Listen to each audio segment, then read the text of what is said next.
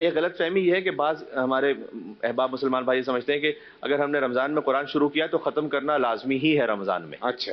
یہ واجب نہیں ہے کوئی کہ آپ نے اگر رمضان میں شروع کیا ہے تو آپ پر فرض ہے کہ آپ رمضان میں ختم ہی کیجئے اس کو. کوئی ایسا فرض نہیں ہے. اگر کر لیجئے فبہا، بہت اچھی بات ہے. نعم المطلوب نہیں کر سکے تو اس کو بعد میں بھی آپ ختم کر سکتے ہیں. افلا یتدبرون القرآن ام علی قلوب اقفالها. اللہ تعالیٰ نے خود قرآن میں کہا ہے کہ کیا تم قرآن پہ تدبر نہیں کرتے، غور و فکر نہیں کرتے؟ کیا تمہارے دلوں پہ تالے پڑے ہوئے؟ تو غور و فکر کیسے ہوگا؟ غور و فکر ایسے ہی ہوگا نا کہ جب آپ اس کو تھوڑا سا پڑھیں گے، کم سے کم اس کا ایک ترجمہ تو دیکھیں گے. جو سادہ ترجمہ ہے وہ تو دیکھیں گے. اس میں بعض مرتبہ افراط و تفرید پر ہم چلے جاتے ہیں. ایک ایکسٹریم یہ ہے کہ جناب نہیں، فقط آپ نے وہ عربی پڑھ لی ہے، اس کے علاوہ بس اب ثواب حاصل ہو گیا. پھر ترجمے پر غور و فکر پر اس پہ ابھارتے نہیں لوگوں کو، انٹیلیکٹ نہیں لوگوں کا بیدار کرتے.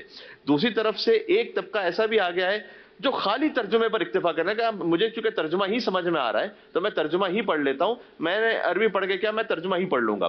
یہ بھی ایک صحیح فکر نہیں ہے. اس لیے کہ اگر آپ خالی ترجمے پر آئیں گے اچھی بات ہے ہاں تو اس کے بھی اپنے ایڈورس ایفیکٹس ہو سکتے ہیں. اور ہم نے اس کے، آپ یوٹیوب پہ اس کی ویڈیوز موجود ہیں یو ایس کی اور جگہوں کی، کہ پھر یہ ایکسٹریمزم اتنا بڑھ جاتا ہے. وہ کہتے ہیں نماز میں بھی پھر آپ کو عربی پڑھنے کی کیا ضرورت ہے، آپ ترجمہ ہی پڑھ لیں کیونکہ ترجمہ ہمیں سمجھ میں آ رہا ہے. اور ایسی نمازیں موجود ہیں، یہ میں نے خود دیکھی ہوئی، سنی سنائی بات نہیں کر رہا میں، کہ انہوں نے کہا اللہ اکبر اینڈ دین انگلش میں انہوں نے سورہ الحمد کا ترجمہ پڑھنا شروع کر دیا نماز کے دوران. کیونکہ انہوں نے کہا کہ جناب ان کی یہ فلسفی رہی کہ عربی تو عام لوگوں کو نہیں سمجھ میں آ رہی، تو ہم ایسا کرتے ہیں کہ ترجمہ ہی پڑھ لیتے ہیں.